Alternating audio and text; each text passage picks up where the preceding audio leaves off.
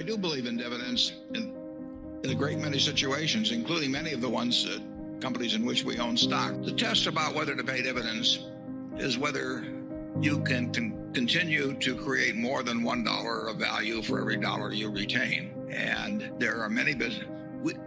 Take See's Candy, which we own. See's Candy has paid everything virtually out to us that they've earned because they do not have the ability within See's Candy to use large sums, which they earn, intelligently in their business. So it would be an enormous mistake for See's Candy to retain money. So they distributed Berkshire, and we hope that we move that around in some other area where that dollar becomes worth $1.10 or $1.20 in terms of present value terms. If we do that, the shareholder, whether they're taxable or whether they're not taxable, whether they're a foundation or whether they're living on income even, they are better off if we retain the money, because if they were going to get $1 in dividends and it became worth $1.10 or $1.20 in market value immediately on a present value basis, they're better off selling a small percentage of their stock and realizing the required amount that way, and they will have more money when they get all through doing that than if we paid it in dividends. But if the time comes, and it will come someday, if the time comes when we don't think we can use the money effectively to create more than $1 of market value per dollar retained, then it should be paid out. And like I say, we do that individually within Berkshire, but because we have this ability to redistribute money in a tax-efficient way within the company, we probably had more reason to retain all of our earnings. If See's Candy were a standalone company, we would simply pay out a lot of the earnings, practically all of the earnings in dividends, just like we do now, except it goes to Berkshire. And we like the companies in which we have investments to pay to us the money they can't use efficiently in their own business. In some cases, that's 100% of what they earn. In some cases, it's 0% of the earn. We own some stocks that don't pay any dividends. Big opportunities in life have to be seized. Now, we don't do very many things, but when we get the chance to do something that's right and big, we've got to do it. And even to do it in a small scale is just as big a mistake almost as not doing it at all. I mean, you gotta grab them when they come, because you're not going to get 500 great opportunities. You would be better off if when you got out of school here, you got a punch card with 20 punches on it, and every financial decision you made, you used up a punch. You'd get very rich because you'd think through very hard each one of you. Went to a cocktail party and somebody talked about a company, you didn't even understand what they did or couldn't pronounce the name, but they made some money last week and another one like it. You wouldn't buy it if you only had 20 punches on that card. There's a temptation to dabble, particularly during bull markets. In stocks, it's so easy. It's easier now than ever because you can do it online.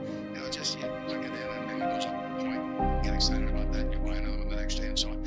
You can't make any money over time doing that. But if you had a punch card with only 20 punches, or you're going to get another one the rest of your life, you would think a long time before every investment decision, and you would make good ones and you'd make big ones, and you probably wouldn't even use all 20 punches in your lifetime, but you wouldn't need to. Question on discount rates. We use the same discount. I mean, in theory, we would use the same discount rate across all securities, because if you really knew the cash they were going to produce, that would take care of it. We may be more conservative in estimating the returns of cash from some, but the discount rate we would use as a constant. Now, in terms of where we commit, we don't want to use the fact that short-term rates are 1.25% to think that something that yields us 3% or 4% is a good deal. So we sort of have a minimum threshold in our mind below which we're unwilling to commit money. And we're unwilling to commit it whether interest rates are 6 or 7%, or whether they're 3 or 4%, or whether they're on a short-term basis 1%. We don't want to get hooked into long-term investments at low rates just because they're a little bit better than short rates would be, or low government rates would be. So we have minimum thresholds in our mind. I can't tell you precisely what they are, but they're a whole lot higher than present government rates would be. And at other times, we'd be very happy owning governments just because we feel that they offer attractive enough rates. When we're looking at a business, we're looking at holding it forever, and we want to be sure we're getting an adequate return on capital. We don't regard what we can get on short-term rates now as adequate, but we'll still bend a little bit and start settling for lower rates for 30 years because rates for 30 days are so low, we would rather just sit it out and wait a while. The tax on dividends, I've used this illustration before, but I'm paying about the same percentage of my income to the federal government as my secretary does. Now, I pay more in income tax rates than she does. I pay a higher marginal tax rate by some margin than she does, but she pays way more in Social Security taxes than I do because I only pay out the first, whatever it is, 70 or 80,000 of income. And so she is paying between what we pay at the company for and what she pays. We're paying 12 or 13% or whatever it is of that. So we both end up paying fairly similar percentages of our income to the federal government every year.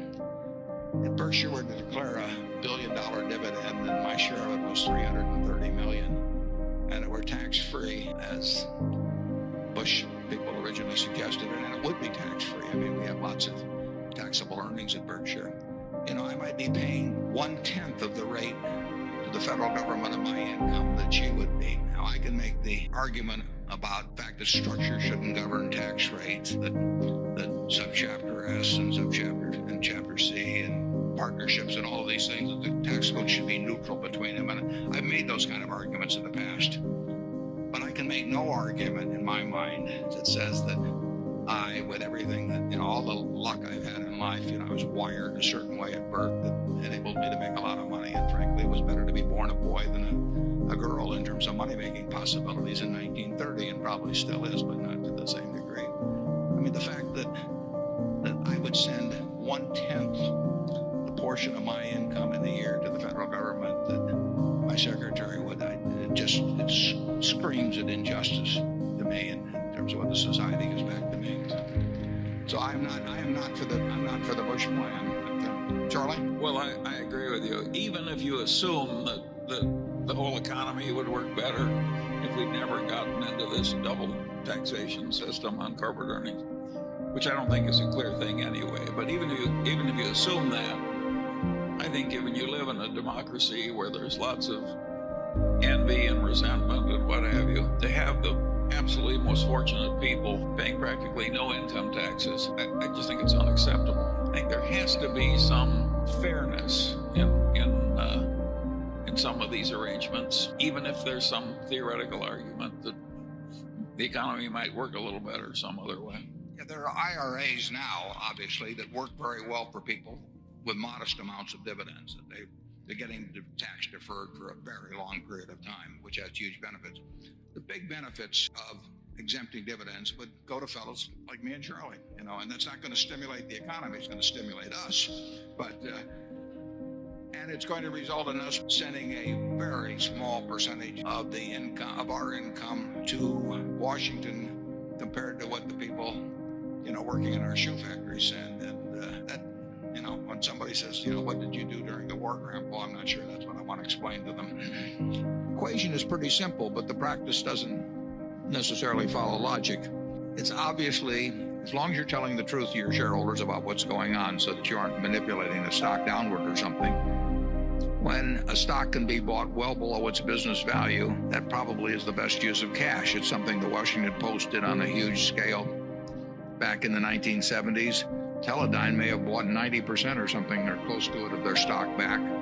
And that was the reason a very significant percentage of companies bought stock back in the past, because they actually thought it was selling for less than it was worth. Like I say, that can be abused if you do various things to bury your stock in one way or another, but that wasn't the usual case. Stock repurchases were relatively unpopular in those days. They've become quite popular now, and to the extent that I've been around a good number of them and been able to pick up on what I thought was the underlying rationale, if not the professed rationale. I think it's often done for people that are hoping that it causes their stock price not to go down, and